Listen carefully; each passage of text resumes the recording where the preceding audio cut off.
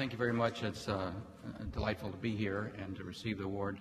On behalf of the community, I would comment that watching that marvelous film, I would have to hand it to the judges because I don't know how you made choices. I wanted to vote for all those guys, particularly the kids in the prison and so on. A couple of comments.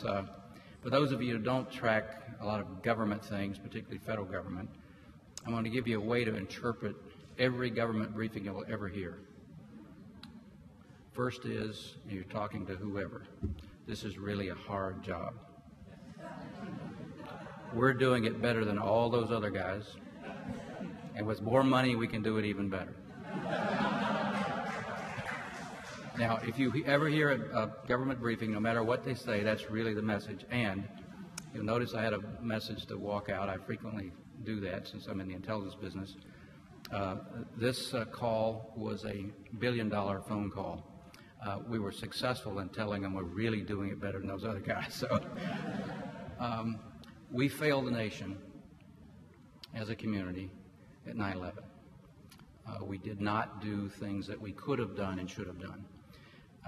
So there were lots of lessons learned, lots of reviews, and the conclusion was that we had to come together as a community.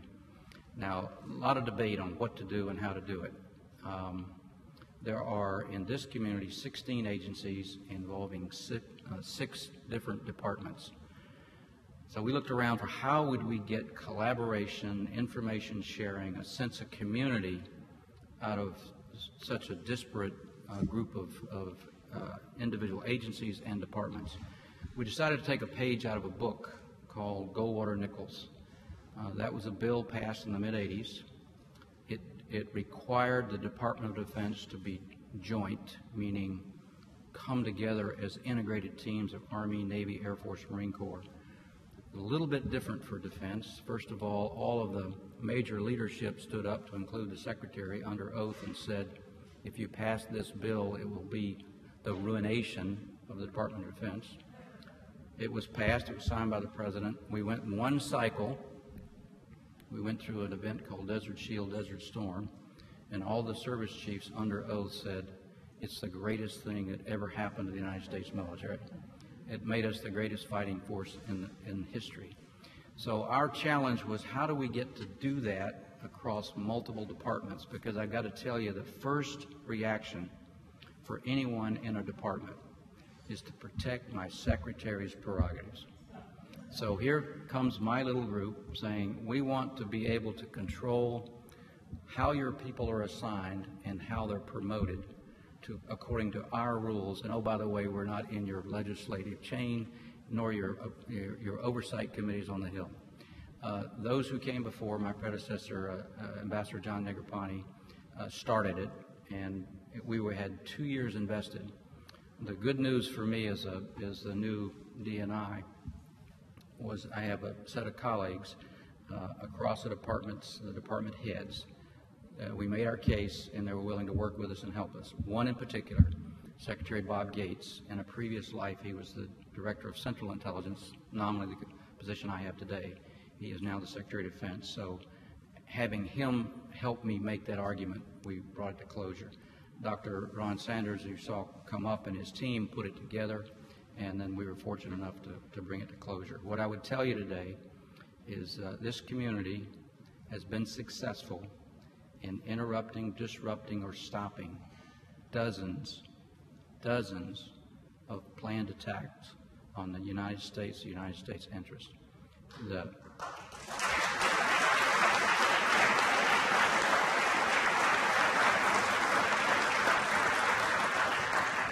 I was talking to one of my colleagues tonight. We're talking about labels, and the term I used was first responder.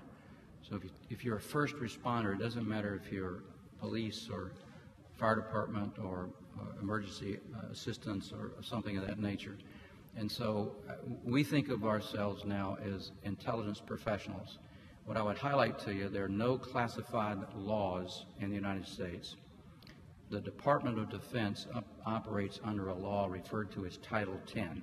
That's the operating force of the nation to engage in combat. The title that governs my community is called Title 50. we have an operational role that is not only secret and not observed, it's very direct and operational in protecting the country. And so what we believe we have done is become very operational and proactive in stopping events, and the objective was to cause the community, whether you're a mathematician who does code breaking in a given agency in an old paradigm would have spent a 35-year career with ever going outside or talk to a customer.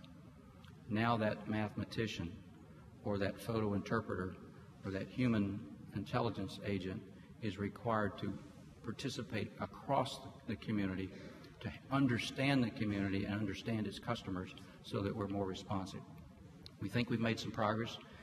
We've noticed that the Office of Management and Budget is now looking at this as a model to create national security professionals across the entire government. So we're pleased to accept the award, and thank you, Ash Institute, and Harvard, and the government. Thank you.